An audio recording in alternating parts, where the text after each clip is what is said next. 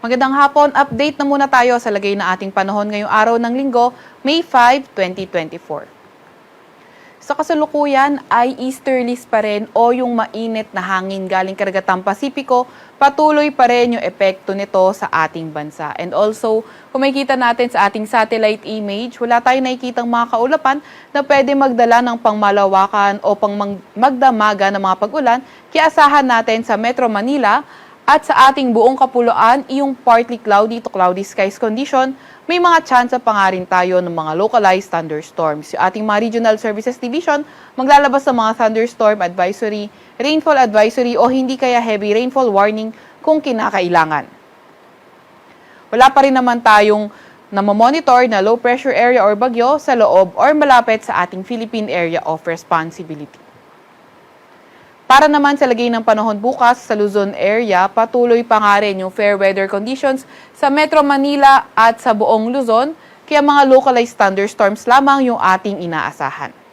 Agwat ang temperatura bukas sa Metro Manila maglalaro mula 25 to 36 degrees Celsius, 18 to 27 degrees Celsius sa may Baguio, 24 to 32 degrees Celsius sa may Tagaytay, 26 to 34 degrees Celsius sa may Lawag, 26 to 38 degrees Celsius sa Tugigaraw at 26 to 33 degrees Celsius naman sa may Legazpi.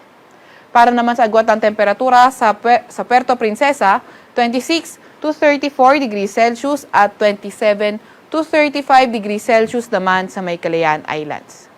For tomorrow sa may Visayas at Mindanao area, fair weather conditions pa nga rin tayo na may mga pulupulong pag-ulan, pagkidlat at pagkulog.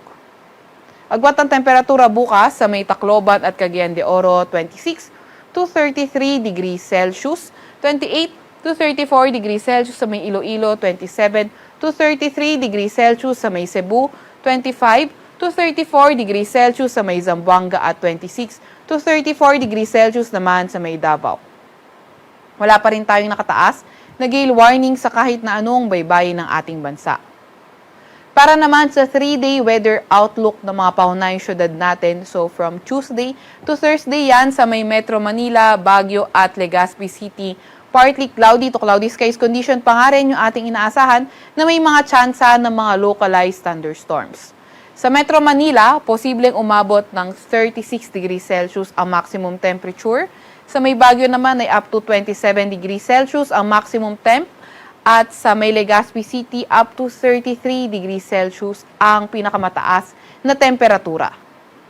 Para naman sa may Visayas area, patuloy pa nga rin yung fair weather conditions, kaya mga pulupulong pag-ulan, pagkidlat at pagkulog yung ating inaasahan lamang.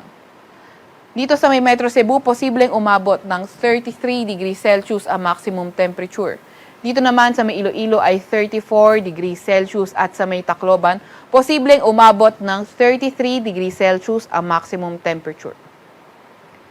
Pati rin sa may Mindanao area or pati rin sa mga pangunahing syudad sa may Mindanao, sa may Metro Davao, Cagayan de Oro at Zamboanga, patuloy pa nga rin ang fair weather conditions kaya mga tsansa nga lang ng mga localized thunderstorms yung ating inaasahan.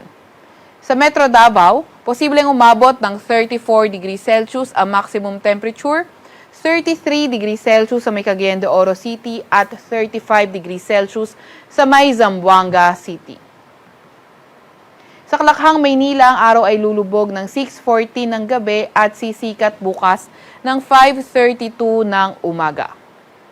Huwag magpapahuli sa update ng Pag-asa. I-follow at i-like ang aming Facebook at Twitter account, DOST_Pag-asa. Mag-subscribe din sa aming YouTube channel, DOST-Pag-asa Weather Report. At para sa mas detalyadong impormasyon, bisitahin ang aming website, pag-asa.dost.gov.ph.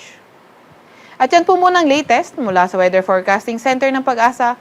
Veronica C. Torres nag-uulat.